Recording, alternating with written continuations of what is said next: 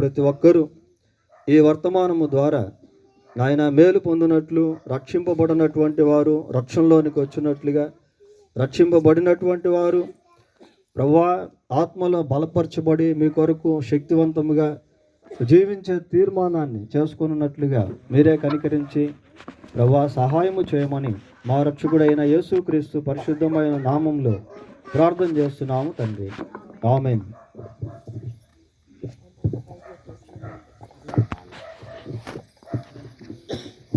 పిల్లరా, చాలా సంతోషం. మరి ఈ పాటలు మనం వింటూ ఉన్నప్పుడు మళ్ళీ మన క్యారల్స్ అనేటువంటిది జ్ఞాపకం చేసుకున్నాం. చాలా చక్కటి పాటలు పాడి దేవుణ్ణి మహింపరిచేదానికి దేవుడు కృప చూపించాడు.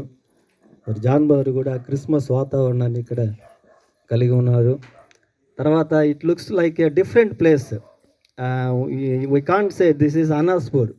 ఇది ఒక అనాస్పూర్ లాగా మనం అనుకోవడం కాకుండా ఇది ఒక ప్రత్యేకమైనటువంటి స్థలంగా మనం కనబడతా ఉంది. చాలా సంతోషం. ఇలా ఓపెన్ ఎయిర్ మీటింగ్ పెట్టుకోవడం, దేవుని సన్నిధిలో కొంత సమయాన్ని గడిపేదానికి దేవుడు కృప చూపించారు. దాన్ని బట్టి దేవుని స్తోత్రాలు. మీలో కొద్దిమంది బాగా వెల్ ప్రిపేర్డ్గా మంచి స్వెటర్లు అవన్నీ ధరించుకొని వచ్చారు. మాకైతే ఆ విషయం తెలీదు. ఏకేం కామన్లీ సరే ఏదైనప్పటికీ దేవుని కృప చేత మరొకసారి దేవుని వాక్యాన్ని వినేదానికి దేవుడు అవకాశం ఇచ్చారు. దాన్ని బట్టి దేవుని స్తోత్రాలు చెల్లిస్తూ ఉన్నాం. లూకా సువార్త 1వ అధ్యాయము, బైబిల్ గ్రంథంలో నుండి లూకా సువార్త 1వ అధ్యాయము 46వ వచనాన్ని 47 వచనాలు చదువుకుందాం.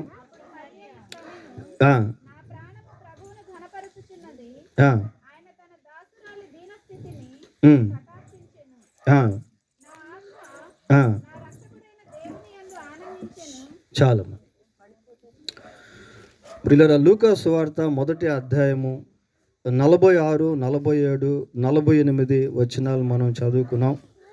పోతే 49వ వచనాన్ని స్కిప్ చేసి 50వ వచనాన్ని గమనించినప్పుడు, ఆయనకు భయపడి వారి మీద ఆయన కనికరము తరతరములు ఉండును. ఇక్కడ మరియను గురించి కొన్ని విషయాలు ఈ రాత్రి మనం ధ్యానం చేయబోతూ ఉన్నాం. మరియ ఏమంటుంది అంటే, నా ప్రాణము ప్రభువును ఘనపరచుచున్నది. ఈ చదవబడినటువంటి వాక్య భాగాలు ఒక రన్నింగ్ మ్యాటర్ లాగా కాకుండా పద్య భాగం లాగా కనబడతా ఉంది. ఈ పారాగ్రాఫ్ అంతా మనం గమనించినప్పుడు ఒక పద్య భాగం లాగా అవి కనబడుతూ ఉన్నాయి. అంటే మరియ దేవుణ్ణి కీర్తన రూపంలో ఆరాధిస్తూ దేవుని యొక్క కార్యాలను జ్ఞాపకం చేసుకుంటా ఉంది. బైబిల్లో గమనించినప్పుడు కొద్దిమంది స్త్రీలు దేవుడు వారి జీవితాల్లో చేసినటువంటి కార్యాలను జ్ఞాపకం చేసుకుంటూ పాటలు రాశారు, లేక పాటలు పాడారు. వారిలో హన్నాను గురించి కూడా మనం చూస్తాం. చదవక్కర్లేదు కానీ సమూయేలు 1వ గ్రంథం 2వ అధ్యాయంలో హన్నా దేవుడు చేసినటువంటి మేలును జ్ఞాపకం చేసుకుంటూ దేవుణ్ణి ఆరాధిస్తూ గీతాన్ని పాడింది. అలాగనే దెబోరా అనేటువంటి ప్రవక్తి కూడా మరి దేవుణ్ణి ఆరాధిస్తూ ఒక గీతాలాపన చేసినట్టుగా బైబిల్లో మనం చూస్తాం. సరే, మరి ఇక్కడ ఏముంటుంది అంటే తన ప్రాణమును గురించి మాట్లాడుతూ ఉంది. ఏమని చెప్తుంది? నా ప్రాణము ప్రభువును ఘనపరుచుచున్నది. ప్రాణమును గురించి మరియా మాట్లాడుతుంది. వర్షిప్ అనేటువంటిది ఎలాంటిది అంటే, మరియ చేసినటువంటి ఈ ఆరాధన అది ఆత్మతో సత్యముతో చేసినటువంటి ఆరాధన. తన అంతరంగ భాగాలను గురించి మాట్లాడుతూ దేవుణ్ణి స్తుతించినటువంటి గొప్ప ఆరాధన అది. ఈ లేఖన భాగంలో మరియ తన గురించి అలాగనే దేవుని గురించి జ్ఞాపకం చేస్తూ అంటుంది, నా ప్రాణము ప్రభువును ఘనపరుచుచున్నది. నా ప్రాణము ప్రభువును ఘనపరుచుచున్నది. ప్రాణము అనేటువంటిది చాలా ప్రాముఖ్యమైనది. ప్రాణము అనేటువంటిది చాలా విలువైనది. ప్రాణమును కాపాడుకునేదానికి మనిషి తన జీవితంలో ఎంత ధనమైనా ఖర్చు పెట్టాలని కోరుకుంటాడు. ప్రాణమును కాపాడుకునేదానికి ఎన్నో ముందు జాగ్రత్తలు మనిషి తీసుకునేటువంటి వాడుగా ఉన్నాడు. కాబట్టి మనిషి జీవితంలో ప్రాణము చాలా ప్రాముఖ్యమైంది. యేసుక్రీస్తు ప్రభు మాట్లాడుతూ, ఒక మనుషుడు లోకమంతా సంపాదించుకొని తన ప్రాణము పోగొట్టుకుంటే అతనికి ఏమి లాభము, ప్రయోజనము? కాబట్టి లోకం అంతా కూడా ఒక త్రాసులో ఒక భాగం మీద పెట్టి ప్రాణాన్ని ఇంకొక భాగంలో పెడితే ప్రాణమే గెలుస్తుంది ప్రియులారా. అంటే ప్రాణమునకు అంత గొప్ప ప్రాధాన్యత అనేటువంటిది ఇవ్వబడింది. ప్రాణం అంతటితో కూడా దేవుణ్ణి మరి ఘనపరుస్తూ ఉంది. మనిషి తన జీవితంలో రకరకాల పరిస్థితులు గుండా వెళ్తూ ఉంటాడు. దేవుడు ఎలాంటి వాడు అంటే మనిషి యొక్క జీవితంలో ప్రాణమును కాపాడేటువంటి వాడుగాను, ప్రాణమును ఆదరించేటువంటి వాడుగాను, ప్రాణమును బలపరిచేటువంటి వాడుగాను, ప్రాణమును అనుగ్రహించినటువంటి వాడుగాను దేవుడు ఉన్నాడు ప్రియులారా. So God wants us to glorify him with our soul. కనుక మన ప్రాణముతో దేవుణ్ణి ఆరాధించాలి అనేటువంటిది దేవుడు కోరుకుంటా ఉన్నాడు. యోబు గ్రంథం 14వ అధ్యాయము, యోబు గ్రంథం 14వ అధ్యాయము 22వ వచనాన్ని చదువుకుందాం. 14:22.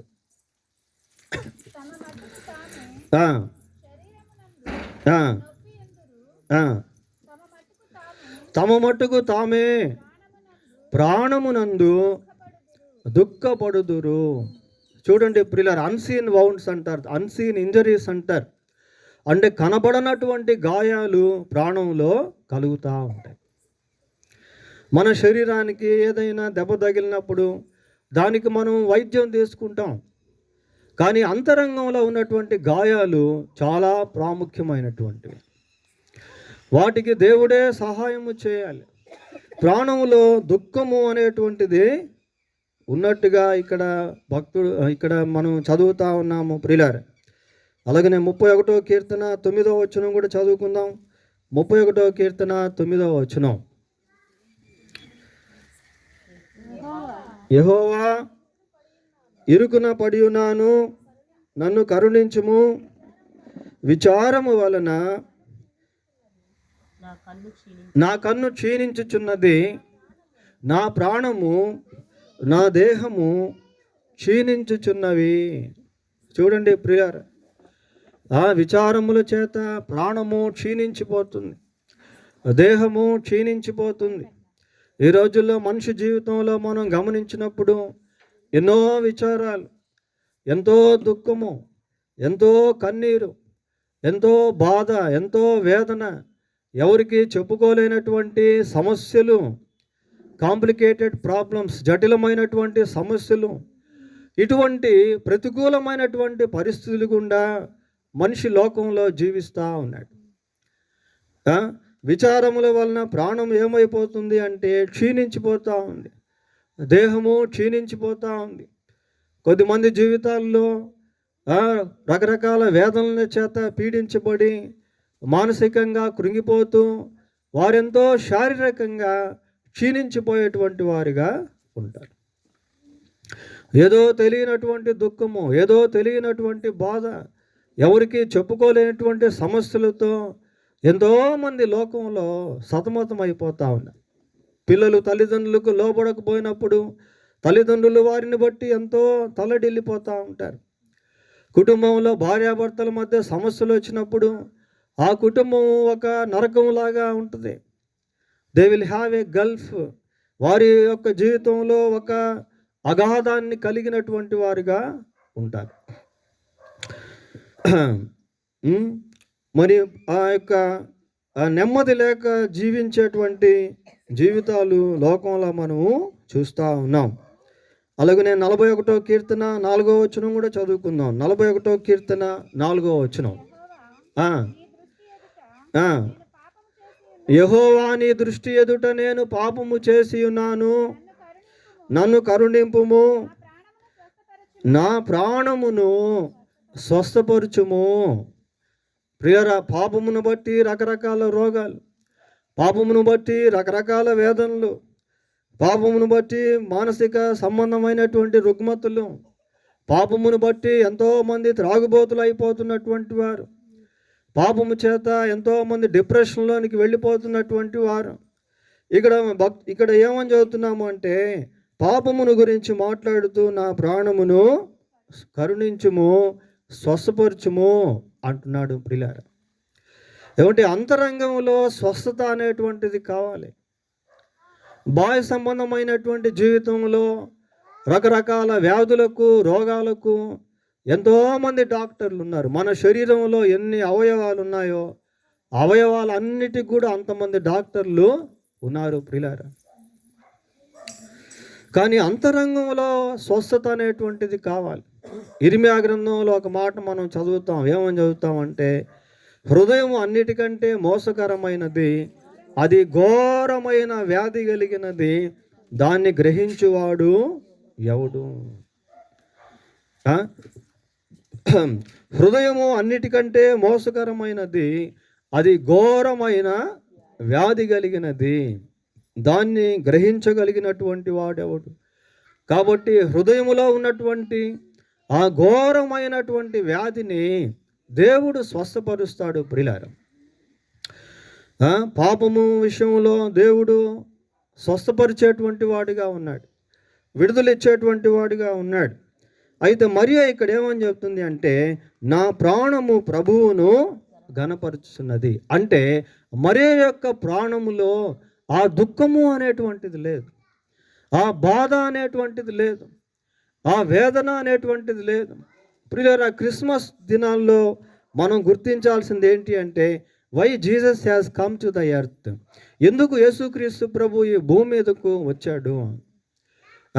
ఆయన వచ్చి మానవ జీవితంలో ఉన్నటువంటి వేదనలను, ఈ బాధను, వీటన్నిటిని కూడా ఆయన తీసివేయాలని వచ్చాడు ప్రియులారా. మరియు తన ప్రాణము చేత దేవుణ్ణి ఘనపరిచేటువంటిదిగా ఉంది.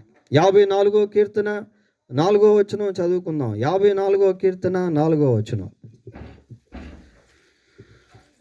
ఇదిగో దేవుడే నాకు సహాయకుడు, ప్రభువే నా ప్రాణమును ఆదరించువాడు. We have trust in the lord with our soul.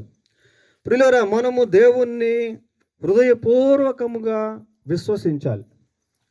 ఇక్కడ ఏమని చదువుతున్నాము? ఇదిగో దేవుడే నాకు సహాయకుడు, ప్రభువే నా ప్రాణమును ఆదరించువాడు.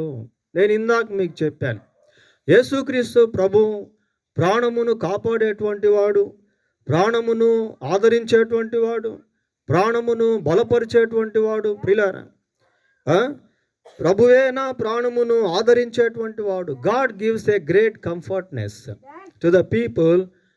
ప్రజలకు దేవుడు గొప్ప ఆదరణ కలుగు చేసేటువంటి వాడు.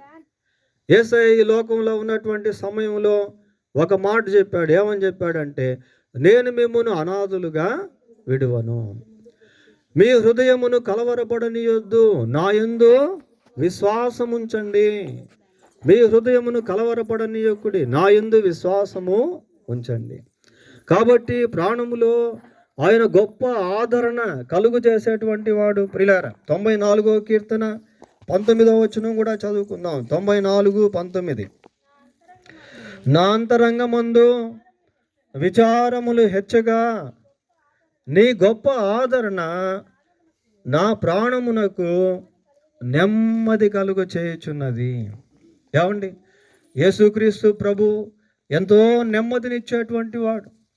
అంతరంగంలో కలిగేటువంటి విచారములకు ఆయన గొప్ప ఆదరణ ఇస్తాడు, గొప్ప నెమ్మదిని ఇస్తాడు. గుండె చెదిరినటువంటి వారిని ఆయన బాగు చేసేటువంటి వాడు, వారి గాయములను కట్టేటువంటి వాడు ప్రియులారా. అలాగనే 30వ కీర్తన 11వ వచనం కూడా చదువుకుందాం. 30వ కీర్తన 11వ వచనం. నా ప్రాణము మౌనముగా ఉండక నిన్ను కీర్తించున్నట్లు నా అంగలార్పును నీవు నాట్యముగా మార్చి ఉన్నావు. నా అంగలార్పును నీవు నాట్యముగా మార్చి ఉన్నావు.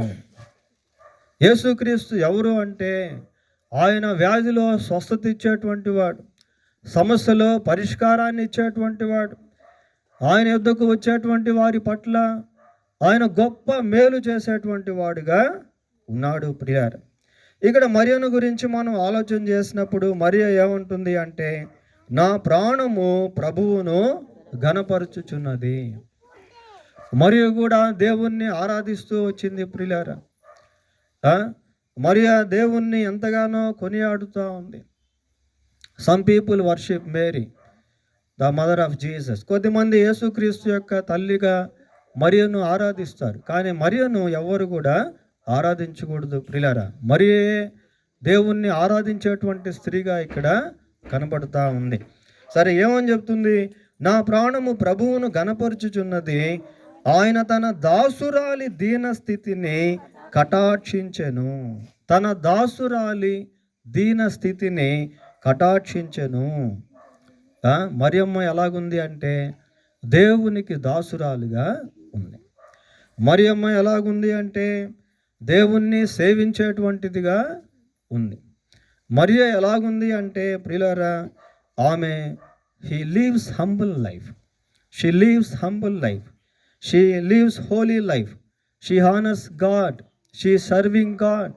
ఆమె దేవుణ్ణి ఆరాధించేటువంటి వ్యక్తిగా, దేవుని సన్నిధిలో దీనురాలుగా జీవించేటువంటి వ్యక్తిగా, పరిశుద్ధమైనటువంటి జీవితాన్ని జీవించేటువంటి కన్యకగా మరియ కనబడుతూ ఉంది ప్రియులారా. యవన కాలంలో యవనస్తులైనటువంటి పిల్లలుకి మరియ జీవితం చక్కటి మాదిరి.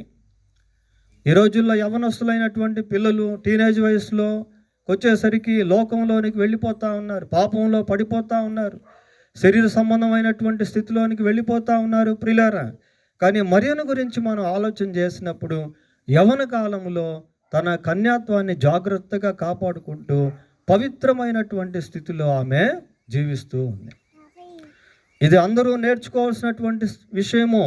ఎందుకు అంటే whom we are serving is the holy one. మనం సేవిస్తూ ఉన్నటువంటి దేవుడు ఎవరు అంటే ఆయన పరిశుద్ధుడైన దేవుడు. కాబట్టి ప్రభువును ఆరాధించేటువంటి వారందరూ కూడా అటు పరిశుద్ధతలో జీవించాలని దేవుడు కోరుకుంటా ఉన్నాడు ప్రియులారా. మరియు ఎంతో దీనురాలుగా జీవిస్తూ ఉంది, పవిత్రంగా జీవిస్తాం. ఈ దీన మనస్సు అనేటువంటిది చాలా ప్రాముఖ్యం. ఏమని చెప్తా ఉంది? ఆయన తన దాసురాలి దీన స్థితిని కటాక్షించెను. 1వ అధ్యాయం 28వ వచనం చూద్దాం. అదే లూకా సువార్త 1వ అధ్యాయం. ఆ దూత లోపలికి వచ్చి, దయాప్రాప్తురాలా నీకు శుభము, ప్రభువు నీకు తోడై ఉన్నాడు అని చెప్పాను. నీవు దేవుని వలన కృప పొందావు, దయాప్రాప్తురాలా నీకు శుభము. ఎటువంటి మాటలు అవి! క్రిస్మస్ దినాల్లో ఈ మాటలు ఎంతో మనల్ని బలపరుస్తాయి ప్రియులారా. మరియుతో గాబ్రియేలు దూత మాట్లాడుతూ అంటున్నాడు, నీవు దేవుని వలన కృప పొందావమ్మా, దేవుని వలన కృప పొందితివి, దయాప్రాప్తురాలా నీకు శుభము.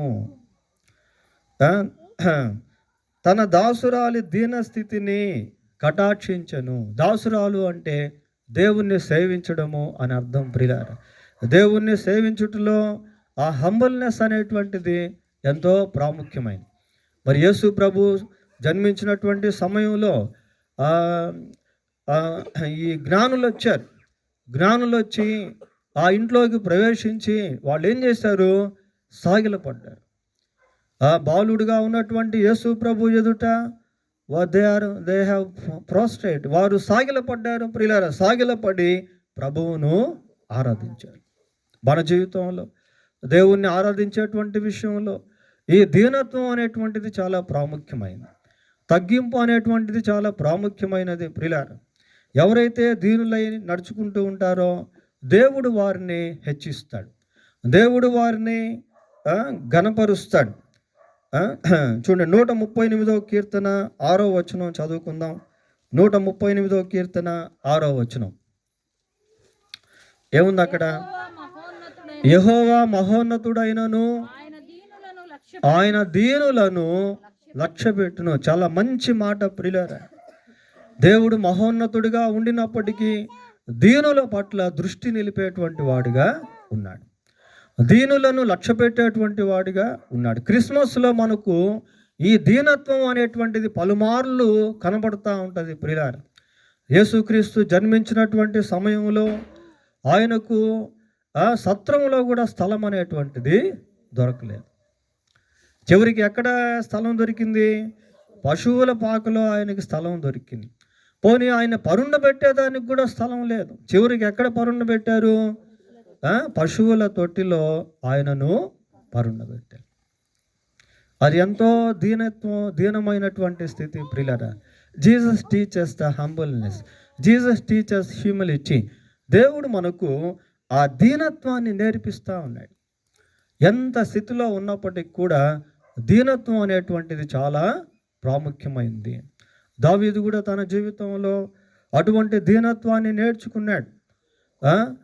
గొర్రెల కాపరిగా ఉన్నటువంటి దావీదును దేవుడు తీసుకెళ్ళి సింహాసనం మీద రాజులాగా కూర్చోబెట్టాడు. దేవుడు బహుగా ఆశీర్వదించిన పిమ్మట దావీదు దేవుని సన్నిధికి వెళ్ళి అంటున్నాడు, యెహోవా దేవా, నీవు నన్ను ఇంతగా హెచ్చించుటకు నేను ఏ పాటివాడు, మా కుటుంబము ఏ పాటిది. ప్రియులారా, we should always have the humbleness. ఎప్పుడు కూడా దీనత్వాన్ని కలిగి ఉండటం అనేది చాలా అవసరం. పేతురు రాసిన మొదటి పత్రిక 5వ అధ్యాయం 6వ వచనం చదువుకుందాం. పేతురు రాసిన మొదటి పత్రిక 5వ అధ్యాయం 6వ వచనం. దేవుడు తగిన సమయమందు మిమ్మును హెచ్చించినట్లు ఆయన బలిష్టమైన చేతి క్రింద దీన మనస్కులై ఉండుడి. కాబట్టి ప్రియులారా, దేవుడు తగిన సమయంలో హెచ్చించేటువంటి వాడిగా ఉన్నాడు. ఆయన బలిష్టమైన హస్తం క్రింద ఎలాగుండాలట? దీన మనస్కులై ఉన్నారు, తగ్గించుకొని ఉండాలి. ప్రభు సన్నిధిలో ప్రార్థన చేసుకునే వారిగా ఉండాలి. దేవుని పైన ఆధారపడేటువంటి వారిగా ఉండాలి. సమస్యను దేవుని వద్దకు తీసుకుని వెళ్ళేటువంటి వారిగా ఉండాలి. దేవుడు తప్పకుండా కృప చూపిస్తాడు ప్రియులారా. పోతే 48వ వచనం చదువుకుందాం. లూకాసు వార్త 2వ అధ్యాయం 48వ వచనం. నా ఆత్మ నా రక్షకుడైన దేవుని యందు ఆనందించుచున్నది. ప్రియులారా, లూకాసు వార్త 1వ అధ్యాయం 48వ వచనంలో ఏమని చదువుతున్నామంటే, నా ఆత్మ నా రక్షకుడైన దేవుని యందు ఆనందించెను. ఎటువంటి మాటలు అవి ప్రియులారా? మనం జాగ్రత్తగా గమనించి ఆలోచన చేయాలి. నా ఆత్మ నా రక్షకుడైన అంటుంది ప్రియులారా. నా ఆత్మ నా రక్షకుడైన. నా ఆత్మ అనేటువంటిది ఇది దేన్ని తెలియజేస్తూ ఉందంటే, ప్రతి ఒక్కరిలో కూడా ఒక ఆత్మ అనేటువంటిది ఉంటుంది. Everyone has his own soul, own spirit. ప్రతి ఒక్కరిలో కూడా ఒక ఆత్మ అనేటువంటిది ఉంటుంది ప్రియులారా. నా రక్షకుడు అని అంటా ఉంది. నా రక్షకుడు అంటా ఉంది అంటే పర్సనల్ కన్ఫెషన్, పర్సనల్ అక్నాలెడ్జ్మెంట్. అంటే వ్యక్తిగతంగా దేవుణ్ణి రక్షకుడుగా ఆమె ఒప్పుకుంటా ఉంది ప్రియులారా. వ్యక్తిగతంగా దేవుణ్ణి రక్షకుడుగా తన ఆత్మ విషయంలో ఒప్పుకుంటా ఉంది. ఇది అన్నిటికంటే ముఖ్యం ప్రియులారా. అసలు యేసుక్రీస్తు ప్రభు ఈ లోకంలో జన్మించింది దేనికి అని అంటే, ఆత్మను రక్షించేదానికి రక్షకుడు ఈ లోకంలో జన్మించాడు. దావీదు పట్టణమందు నేడు రక్షకుడు మీ కొరకు పుట్టి ఉన్నాడు, ఈయన ప్రభు అయిన క్రీస్తు. So Jesus was Born on this earth to save the spirit from hell fire. కాబట్టి యేసుక్రీస్తు ప్రభు మానవుని యొక్క ఆత్మను ఆ నిత్య నరకము నుండి రక్షించేదానికి ఈ భూమి మీద జన్మించాడు ప్రియులారా. ఇక్కడ మరియ ఏమంటుంది అంటే, నా ఆత్మ నా రక్షకుడైన దేవుని యందు ఆనందించును. ఆత్మరక్షణ పొందుకోవాలి. ఈ భూమి మీద మనం జీవిస్తూ ఉన్నటువంటి సమయంలోనే మన ఆత్మకు రక్షణ పొందుకోవాలి ప్రియులారా. మన ఆత్మను రక్షించేదానికే యేసుక్రీస్తు ఈ లోకంలో జన్మించాడు. ఆయన మన పాపముల కొరకు సిలువలో మరణించాడు.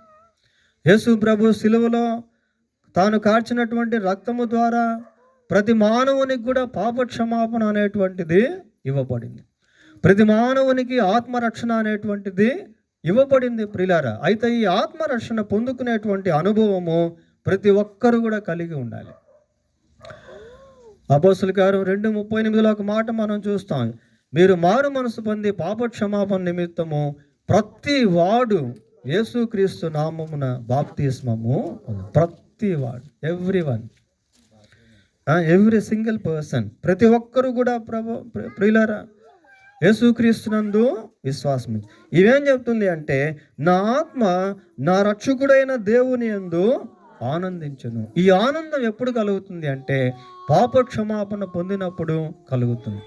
యేసు ప్రభు ఈ లోకంలో ఉన్నటువంటి సమయంలో ఒకసారి ఆయన దగ్గరికి ఆ పక్షవాయువు కలిగినటువంటి వ్యక్తిని తీసుకొచ్చారు. ఒక వ్యక్తికి పక్షవాయువు వచ్చింది, నడవలేకపోతున్నాడు. ఆ వ్యక్తిని ప్రభు దగ్గరికి తీసుకుని వచ్చారు ప్రియులారా. ప్రభు దగ్గరికి తీసుకుని వస్తే ప్రభు అన్నాడు, ఏమన్నాడంటే, నా కుమారుడా నీ పాపములు క్షమింపబడాను. God is always ready to forgive us. దేవుడు ఎప్పుడు కూడా క్షమించేదానికి సిద్ధంగా ఉంటాడు ప్రియులారా. అతన్ని బాగు చేసి పంపించేశాడు. ఎంతోమంది కుష్ఠవ్యాధి కలిగినటువంటి వాళ్ళు, పక్షవాయువు కలిగినటువంటి వాళ్ళు, దయ్యముల చేత పీడింపబడినటువంటి వాళ్ళు, వ్యాధిగ్రస్తులు, వేదనల చేత పీడించబడినటువంటి వాళ్ళు యేసుక్రీస్తు ప్రభు దగ్గరికి వచ్చినప్పుడు ప్రభు వారందరినీ కూడా స్వస్థపరిచాడు. ప్రభు వారందరికి కూడా విడుదల అనేటువంటిది ఇచ్చాడు ప్రియులారా. ఒకసారి ఒక పాపాత్మురాలైనటువంటి స్త్రీ ప్రభు దగ్గరికి వచ్చింది. వస్తే ప్రభు ఆమెను చూసి ఏమన్నాడంటే, నీ పాపములు క్షమింపబడి ఉన్నవి, యువర్ సిన్స్ ఆర్ ఫర్గివెన్ అన్నాడు. నీ పాపములు క్షమించబడి ఉన్నవి. ప్రియులారా, యేసుక్రీస్తు పాపములు క్షమించేటువంటి అధికారం కలిగినటువంటి వాడు. అయితే మనం ఏం చేయాలంటే వాటిని ఒప్పుకొని క్షమాపణ పొందాలి. బైబిల్లో సుంకరు ఉన్నాడు, ట్యాక్స్ కలెక్టర్. ఆయన వెళ్ళి ప్రార్థన చేస్తూ అన్నాడు, దేవా పాపినైనా నన్ను కరుణించు అని ప్రార్థన చేస్తే ప్రభు క్షమించాడు ప్రియులారా. ప్రభు కరుణించి అతన్ని నీతిమంతుడిగా చేశాడు. ఇది లూకా సువార్త 18వ అధ్యాయంలో మనకి ఈ విషయాలు కనబడతాయి. సరే, ఇక్కడ మరియ ఏమంటుంది అంటే, నా ఆత్మ నా రక్షకుడైన దేవుని యందు ఆనందించును.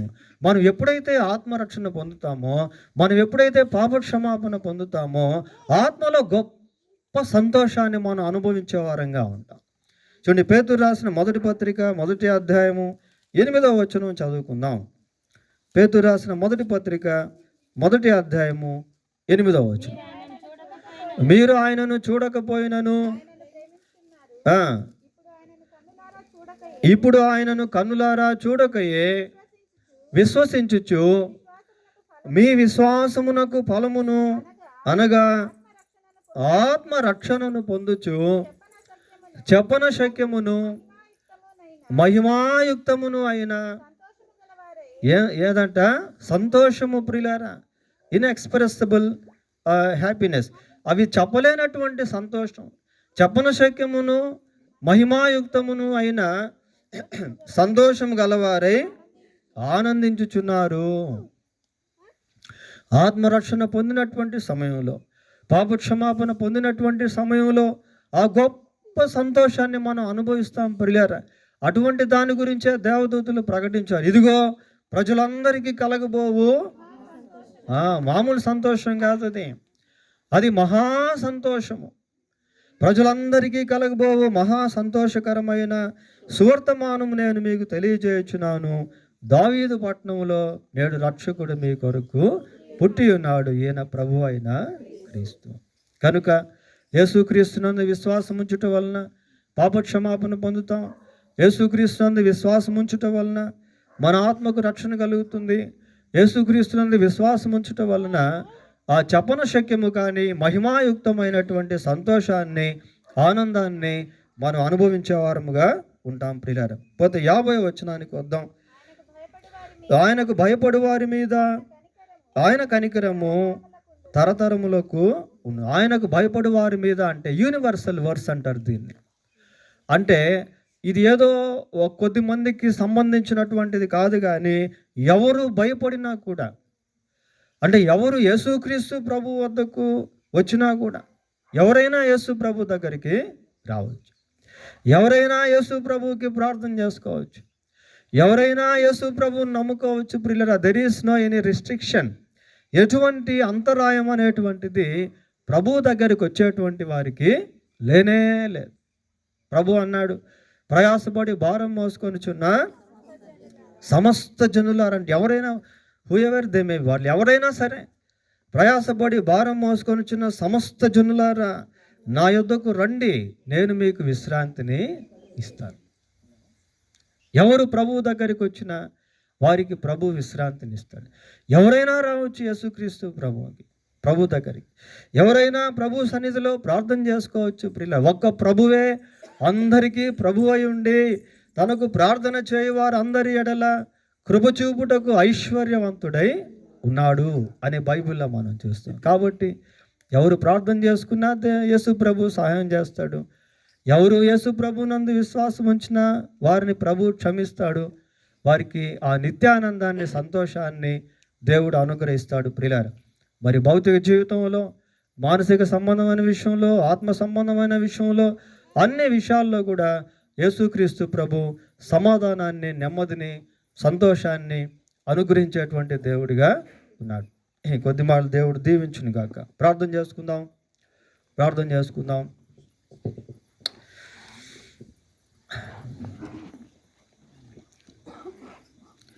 కృపగలిగిన మా తండ్రి, పరిశుద్ధుడు అయిన మా దేవా, మీకు వందనాలు, స్తోత్రాలు చెల్లిస్తూ ఉన్నాం. ఈ రాత్రి మీరు ప్రేమించి ప్రభువా మాకు ఇచ్చిన ఈ వర్తమానాన్ని బట్టి మీకు స్తోత్రాలు చెల్లిస్తూ ఉన్నాం ప్రభువా. ఈ మాటలు ఎవరెవరైతే విన్నారో వారి హృదయంలో మీరు ప్రభువా కార్యం దయతో జరిగించండి. మీ పరిశుద్ధాత్మ కార్యం దయతో జరిగించండి ప్రభువా. మీరు ఆదరించే దేవుడు, ఓదార్పునిచ్చే దేవుడు, కన్నీటిని తుడిచే దేవుడు, పాప క్షమాపణ ఇచ్చేటువంటి దేవుడు, ప్రాణమును కాపాడేటువంటి దేవుడు ప్రభువా. అందును బట్టి మీకు వందనాలు, స్తోత్రాలు చెల్లిస్తూ ఉన్నాం. అందరినీ కూడా పిలుస్తున్నటువంటి వాడవు, ప్రతి ఒక్కరి పట్ల కృప చూపేటువంటి వాడవు ప్రభువా. అందును బట్టి మీకు వందనాలు, స్తోత్రాలు చెల్లిస్తూ ఉన్నాం.